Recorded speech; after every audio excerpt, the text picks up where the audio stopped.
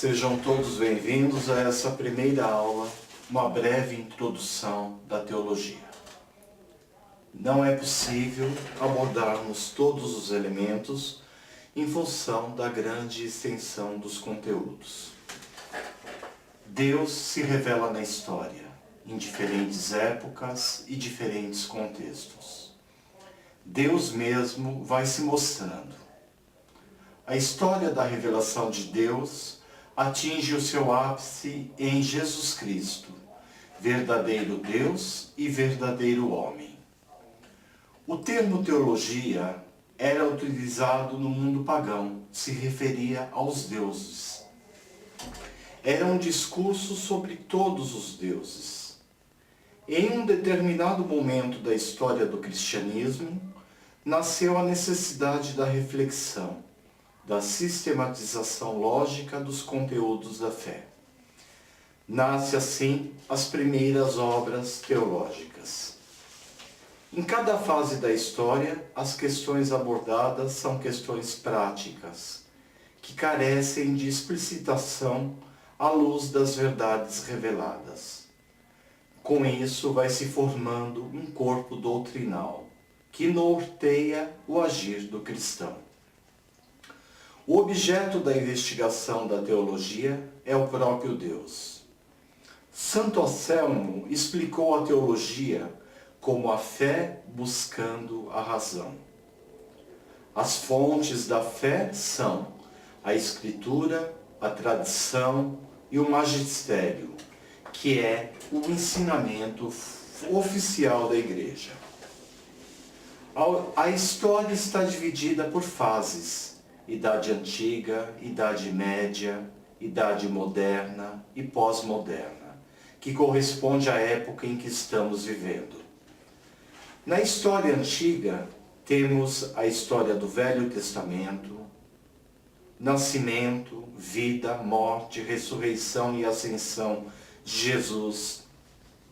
A Era Apostólica, que terminou com a morte do último apóstolo, a Era dos Mártires, a era que a Igreja foi perseguida. Depois temos a Patrística, que é a era dos padres da Igreja. Daí temos na história medieval a Escolástica, que atinge o seu ápice com São Tomás de Aquino. Em sua obra, São Tomás utilizou a lógica de Aristóteles. A próxima época foi a dos manuais. A teologia foi colocada em forma de manuais, com perguntas e respostas. A teologia em qualquer parte do mundo era a mesma. Voltando um pouco na história, temos fatos importantes que determinaram os rumos da teologia. Desde a patrística surgiram as heresias, são formas erradas de pensar a fé. Em 1054, houve o cisma, separação entre a Igreja do Oriente e a Igreja do Ocidente. Em 1517, a Reforma Protestante com as 95 teses de Martinho Lutero. Desde a Era Apostólica até hoje, a Igreja se reuniu em concílios para discutir questões dogmáticas ou disciplinares. O Concílio de Trento, 1545 a 1563, também foi chamado a Contra-Reforma. O concílio responde e define sua posição frente às teses de Lutero. A teologia dos padres da Igreja e da Idade Média foi uma teologia teocêntrica, Deus centro de tudo. Na Idade Moderna, com a Revolução Industrial, o homem assume um novo papel. A teologia muda seu eixo de enfoque, passando a ser uma teologia antropológica, sendo o homem o centro. Até o Concílio Vaticano II, 1962 a 1965, a Igreja dava uma maior ênfase em ser o corpo de Cristo. Após o concílio, muda-se o eixo e a Igreja resgata o ser povo de Deus. A teologia articula os dados da revelação com questões práticas de sua época. A teologia se ramificou em diversas áreas. Cada uma explicita um setor, os conteúdos da fé em uma linguagem atualizada. A teologia é um estudo sobre Deus que se revela na história. Hoje temos novas teologias. Teologia latino-americana, teologia da mulher, teologia do negro, teologia política, teologia da esperança, entre outras. A teologia é uma reflexão da fé.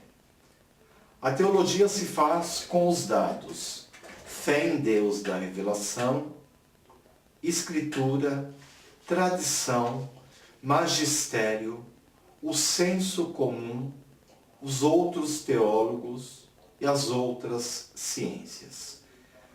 O teólogo articula estes elementos fazendo o tecido teológico.